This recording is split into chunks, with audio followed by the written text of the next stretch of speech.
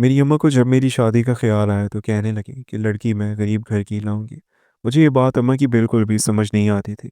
हम खाते पीते घराने से तल्लक रखते थे और मैं खुश शक्ल भी था। फिर मेरी अम्मा मेरी शादी एक गरीब लड़की से ही क्यों करवाना चाहती थी। मेरा रिश्ता तो एक अच्छे ख़ानदान में भी बासानी हो सकता था। एक बार मैंने अम्मा से पूछ ही लिया कि उन्हें गरीब घराने की लड़की क्यों चाहिए, तो कहने लगी कि ऐसी लड़कियां नखरे कम दिखाती हैं और घर बसाती हैं। बहरहाल मुझे अम्मा की ये बात समझ तो नहीं आई, लेकिन मैं कौन सा पहले किसी लड़की को पसंद करता था। इसलिए जिस लड़की को अम्मा ने मेरे लिए पसंद किया, मैंने भी उनके सामने सर झुका दिया। शादी की रात ही मैंने अपनी बीवी को देखा था और अपनी अम्मा को दुआ दी। वो 18 साल की खुश शक्ल खूबसूरत लड़की थी, इतनी ही कम गोर बाहया। बहरहाल आलिया से शादी करके मैं बेहद खुश था। मुझे अपनी वालदा की बात सवा आने दुरुस्त लगी थी। आलिया तो वाकई ऐसी थी कि मुंह में ज़बान ना हो। मैंने आज तक उसे अपनी माँ के सामने उफ तक कहते हुए भी नहीं सुना था। हालांकि मेरी माँ सख्त मिजाज किस्म की खातून थी और हर चीज़ में नुक्ताचीनी करना उनकी आदत थी। अच्छे भले खाने में भी वो सौ सौ नुक्स निकाल लेती। मैं तो शादी से पहले घबराता रहता था कि अगर मेरी बीवी भी ज़बान की तेज़ हुई तो मेरी माँ की इस किस्म की नुक्ताचीनी की आदत को देखकर घर में हंगामा खड़ा कर देगी।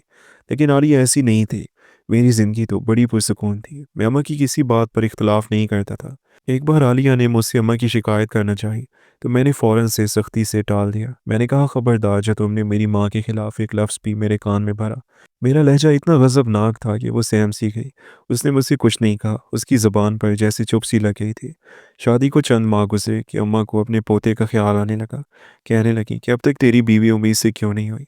ये बात सुनकर मैंने मुतअज्जिब से अम्मा की तरफ देखा। मैंने कहा, अम्मा इसमें मेरा और आलिया का भला क्या इख्तियार है।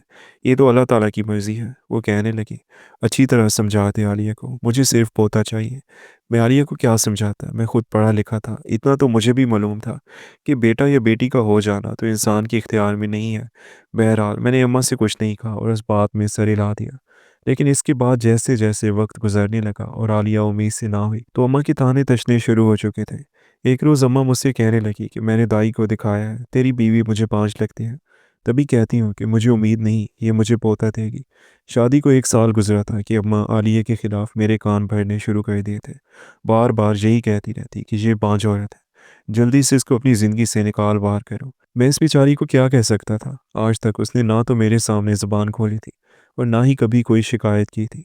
दूसरे रोज़ मैं उसे एक हकीम के पास ले गया। उसने भी कुछ अद्वियात थी, चंद माह का इलाज बताया। चंद माह आलिया ने बाकायदगी से दवा खाई थी। एक दफ़ा का भी नागा नहीं किया था। लेकिन जब ऐसा कुछ नहीं हुआ तो फिर मैं हकीम के पास ले गया।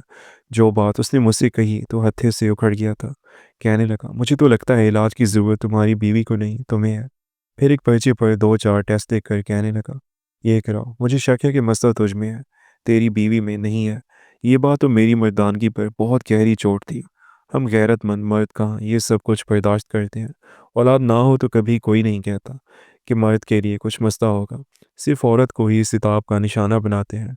मैंने हकीम के सामने ही वो पर्चा फाड़ा और वहीं फेंक दिया। मैंने कहा, ये क्या बकवास की है तुमने। मैं तो सही हूँ और मुझ में किसी किस्म का कोई ऐब नहीं है, समझे।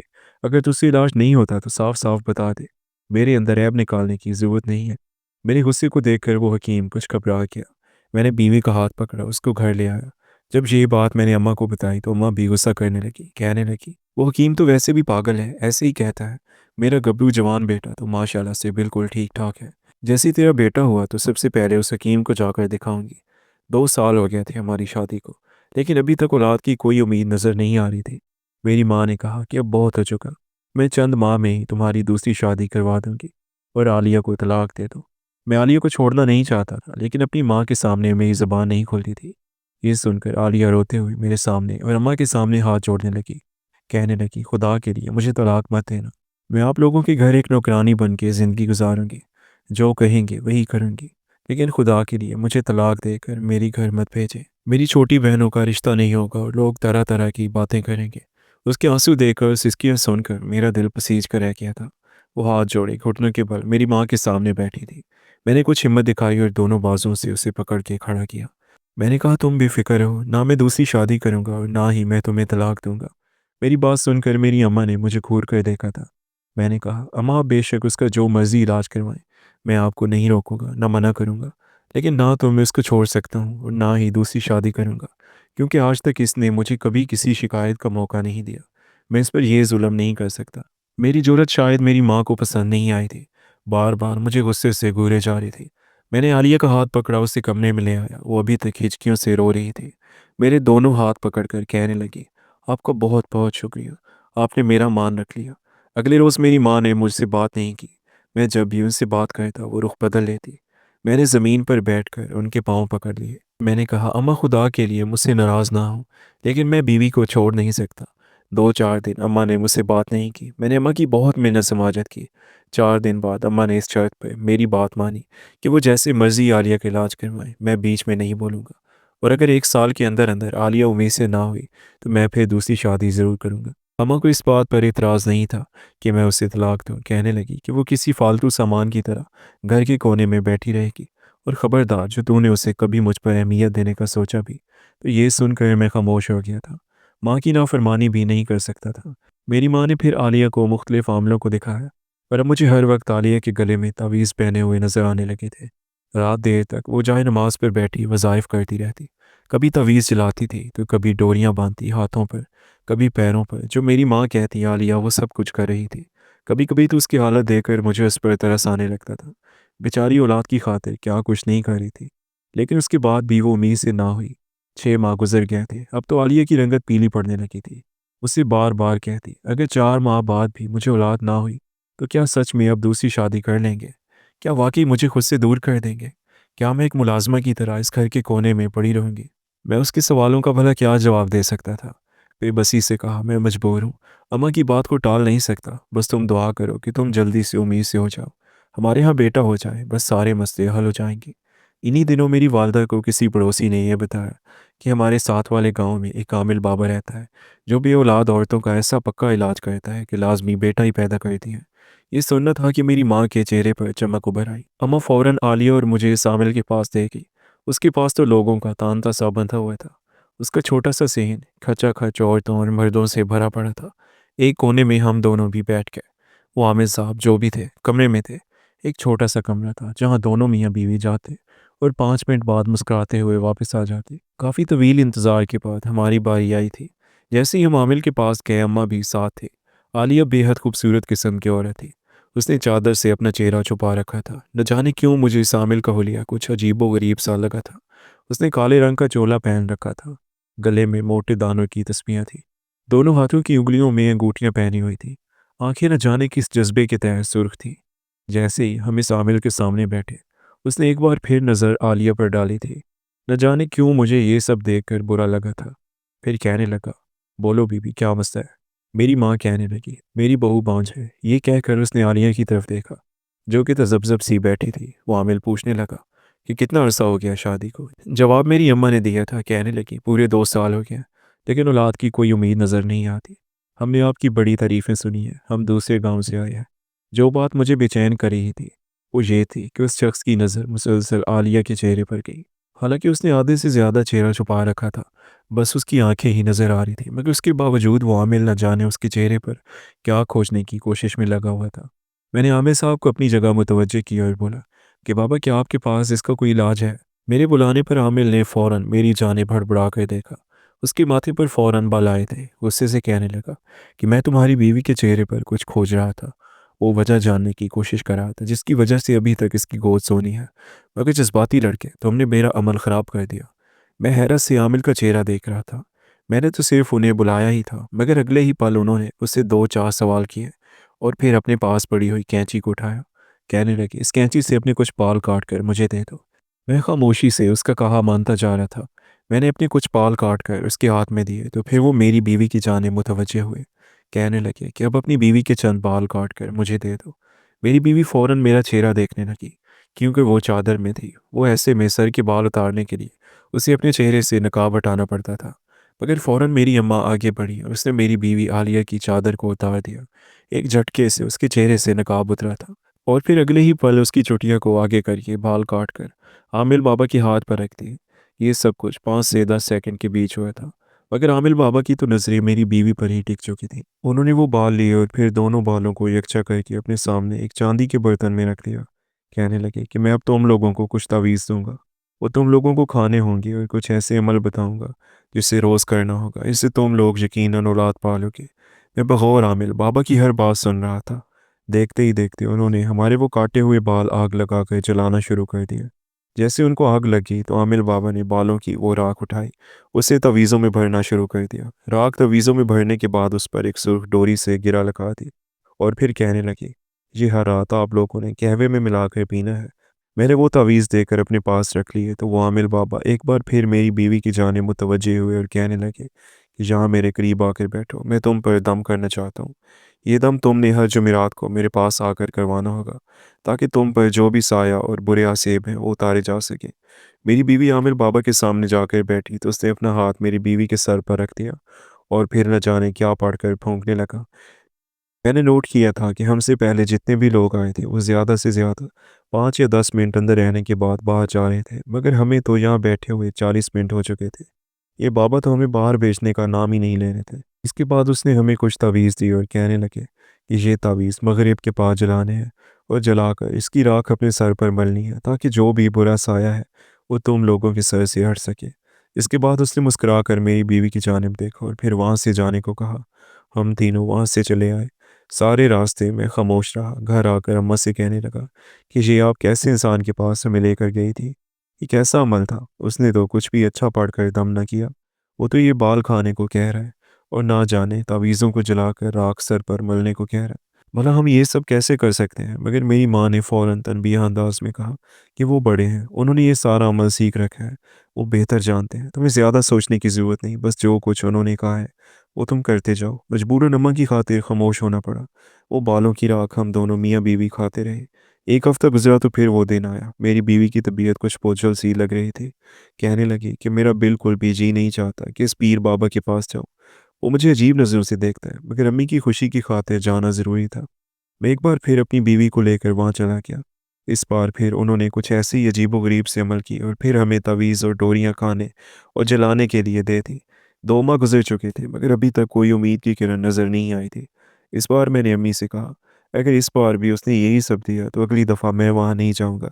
इस बार जब हम आमिर बाबा के पास गए तो मेरी अम्मा उससे कहने लगी कि 2 माह से आपके पास आ रहे हैं, मगर अभी तक मेरी बहू को कोई खुशखबरी ना मिली। तो आमिर बाबा मुस्कुरा उठे, कहने लगे, अभी तक मेरा इलाज पूरा नहीं हुआ। इलाज का असल मरला तो अभी रहता है। वो करने के बाद ही तुम्हारे यहाँ बच्चों की कलकारियाँ गूंजेंगी। इसके बाद जो कुछ आमिर बाबा बोला वो सुनकर मेरे पैरों के नीचे से ज़मीन निकल चुकी थी। मैं वहीं पर गुस्से से आग बगोला हो गया और कहने लगा कि नहीं, मेरी बीवी ऐसा कुछ भी नहीं करेगी। मगर मेरी माँ ने फ़ौरन मुझे डांट दी और कहने लगी कि खबरदार, जो आमिर बाबा के साथ कोई भी बदतमीज़ी की, तुम जानते हो ये क्या कुछ कर सकते हैं। खामोशी से बैठे रहो, जो वो कह रहे हैं वो सुनो। आमिर बाबा ने हमारे सामने एक बच्चे का पुतला रखा, जो कि कपड़े का बना हुआ था। इसे हमारे सामने रख कर कहने लगे कि तुम्हारी बीवी को मैं एक ख़ास विर्द बताऊंगा। उसे वो विर्द लगातार करना होगा और फिर रात के ठीक 11 बजे उसे पुराने कब्रिस्तान में छोड़कर आना होगा। सारी रात वो मेरी बताई गई बच्चे की कब्र के करीब बैठकर एक विर्द करती रहेगी और फिर जब सुबह के 3 बजे तो वो इस कब्र को थोड़ा सा खोद कर इस पुतले को वहाँ दफन कर देगी। इसके बाद तो तुम लोगों के घर खुशखबरी आकर ही रहेगी। मेरी बीवी मारे खौफ के कांपने लगी, मगर माँ के आगे हम मजबूर थे। मेरी बीवी के हाथ कँप-कँपा रहे थे। उसने आमिर के हाथ से वो पुतला ना लिया, मगर मेरी अम्मी ने फ़ौरन उस पुतले को झपट लिया और कहने लगी कि आज रात ज़रूर सब कुछ हो जाएगा। हम लोग वापस घर आ चुके थे। मेरी बीवी मेरा बाजू पकड़े सहमी हुई रो रही थी। कहने लगी कि मैं ऐसा कुछ भी नहीं करूँगी। मुझे तो कमरे में अंधेरे से डर लगता है। भला मैं अकेली कब्रिस्तान में कैसे जाऊँगी? मैंने भी अम्मी को मना करना चाहा कि ऐसा कुछ नहीं करेंगे। इससे तो सिर्फ़ और सिर्फ़ मेरी बीवी की जान को ही खतरा हो सकता है और कुछ भी नहीं। मगर मेरी अम्मी ना मानी, कहने लगी कि ये हर हाल में वहाँ जाएगी और जाकर ये काम करेगी। मैंने जब अम्मी से ज़बान दराज़ी की तो कहने लगी कि अगर उसने मुझे पोता देने की खातिर ऐसा ना किया तो मैं अभी ज़हर खाकर अपनी जान दे दूँगी। मजबूरन माँ की खातिर मुझे बीवी को कब्रिस्तान भेजना पड़ा। वो रोती, मगर मैं सर झुकाए खड़ा था। उससे वादा किया कि मैं जैसे ही सुबह के 3 बजे आकर उसे ले जाऊँगा। मेरी माँ और मैं उसे कब्रिस्तान छोड़ आए। वो रोती रही, मगर मेरी माँ के आगे उसकी सिसकियाँ और आंसू कोई अहमियत नहीं रखते थे। मेरी माँ बड़ी ही खुश थी, कहने लगी कि देखना अब तो हर हाल में खुशखबरी आएगी ही आएगी। मैं अपने कमरे में आ चुका था, मगर एक पल को भी मेरी आंखें बंद ना हो सकी। जब भी नींद हावी होती और अपनी आंखें बंद करता तो मुझे मेरी बीवी याद आने लगती। वो मुश्किल कुछ ही घंटे गुजरे थे कि मेरे दिमाग में अजीब सी आंधियाँ चलने लगी। आधी रात के वक्त कब्रिस्तान में अकेले कुछ भी तो हो सकता था। मैं कैसे अपनी बीवी को वहाँ तन तना छोड़ आया? मुझे रहकर उसकी याद सताने लगी और फिर अपनी माँ पर गुस्सा भी आने लगा। भला कौन औरत थी जो पोते की खातिर अपनी बहू को इतना रुला रही थी? जितनी भाग दौड़ हम ये पीर बाबा और डॉक्टर हकीमों के लिए कर रहे थे, इतनी ही तवक्कुआत अगर हम अपने रब की ज़ात के साथ लगा लेते, तो यकीनन अब तक वो हमारी गोद में औलाद दे भी चुका होता। बेशक वो आज़माता है और ये उसकी आज़माइश थी जिस पर हम लोग पूरा नहीं उतर सके। मेरा ज़मीर मुझे झंझोड़ रहा था, मेरे वजूद में एकदम खून ने जोश मारा, तो पूरा वजूद पसीने से शराबूर होने लगा। मैं उठकर बैठ गया, मेरा दिल पूरी शिद्दत से धड़क रहा था। उस वक्त रात के 2 बज रहे थे। मैंने उसी पल अपना मोटरसाइकिल निकाला और घर से जाने लगा। मोटरसाइकिल की आवाज़ मेरी माँ ने सुन ली तो फ़ौरन कमरे से बाहर आई, कहने लगी, "कहाँ जा रहे हो? अभी तो टाइम पूरा भी नहीं हुआ।" मगर मैंने माँ की बात का जवाब दिए बगैर घर से बाहर निकल गया। कब्रिस्तान में पहुंचा तो हर सू अंधेरा था। मैं बुलंद आवाज़ में अपनी बीवी को आवाज़ें देने लगा, मगर उसने कोई जवाब ना दिया। मैंने अपने मोबाइल की टार्च चलाई और आगे बढ़ने लगा। चंद कदम ही बढ़ाए थे कि मुझे कब्रिस्तान में एक बच्चे की कब्र के करीब मेरी बीवी बेहोश पड़ी मिली। उसके हाथ में वो पुतला था और वो बेहोश थी। उसे यूं बेहोशी की हालत में देखा तो उठाने लगा, मगर वो बेहोश हो चुकी थी। खौफ के मारे उसकी रंगत सफ़ेद पड़ चुकी थी। वो बिल्कुल ठंडी हो चुकी थी। मुझे तो डर लगने लगा। अपनी बीवी को उठाया और हॉस्पिटल ले गया, जहाँ पर डॉक्टर ने कहा कि ये शदीद खौफ की वजह से बेहोश हुई थी। उनका ब्लड प्रेशर बहुत कम है। सुबह तक मेरी बीवी ठीक हो चुकी थी। मैंने उससे माफ़ी मांगी और बोला कि मुझे माफ़ कर दो। जाने अनजाने में मैं भी माँ के साथ मिलकर तुम पर ये ज़्यादतियाँ करता रहा। तुमने तो कभी पलट कर जवाब तक ना दिया, मगर हम तुम पर जुल्म पे जुल्म करते ही रहे। मेरी बीवी तो इतने बड़े दिल की मालिक थी कि फ़ौरन मुझे माफ़ कर दी और मैं मज़ीद शर्मिंदा होकर रह गया कि इतनी अच्छी बीवी के साथ मैं कैसे इतने सालों से बुरा रवैया रख रहा था। अपनी अम्मी की बातों में आ रहा था। हालाँकि यहीं पर अगर मेरी अम्मी के ही मज़ाज की कोई लड़की आ जाती, तो घर का शिराज़ा बिखर कर रह जाता। बीवी को घर लेकर आया तो मेरी माँ गुस्से से चिल्लाने लगी। मेरी बीवी पर हाथ उठाने के लिए आई, तो मैंने अम्मा का हाथ पकड़ लिया और बोला कि बस बहुत बर्दाश्त कर लिया। मेरी बीवी को आप हाथ तक नहीं लगाएँगी और ना ही अब मज़ीद कोई इलाज होगा। मुझे ऐसी औलाद चाहिए ही नहीं। आपको तो शुक्राने के नफ़ल पड़ने चाहिए कि इतनी अच्छी बहू आपको मिली, जो आपके हर ज़ुल्म व सितम बर्दाश्त करती रहती है। मुझे ऐसी कोई औलाद नहीं चाहिए। अगर नसीब में होगी तो मिल जाएगी, वरना मैं और आलिया ऐसे ही खुश हैं। मेरी माँ मेरे मुँह से ये सुनकर तो जैसे बुत बन चुकी थी। कितने ही रोज़ तक उन्होंने मुझसे बात तक ना की। मुझे एक बार फिर मेरी बीवी के बारे में भड़काने की कोशिश की, मगर इस बार मैं उनकी बातों में आने वाला नहीं था। मजबूरन खुद ही उन्हें ठीक होना पड़ा। उनका रवैया धीरे-धीरे आलिया के साथ ठीक होता चला गया, क्योंकि अब मैं आलिया का शौहर उसके साथ उसकी ढास बनकर खड़ा था। और जब शौहर बीवी के साथ हो तो किसकी ज़रूरत होती है कि उसके खिलाफ कुछ भी बोल सके। चंद माह बाद मेरी बीवी की तबीयत ख़राब हुई। हम उसे डॉक्टर के पास लेकर गया तो वो हामिला थी। वो दिन मेरी ज़िंदगी का सबसे हसीन दिन था। मेरी बीवी ने उसके बाद जुड़वां बच्चों को जन्म दिया था।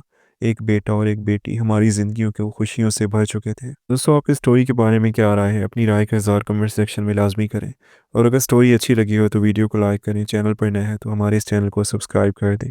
आपसे मुलाकात होगी अगली वीडियो में। तब तक के लिए अपना ख्याल रखिएगा। अल्लाह हाफ़िज़।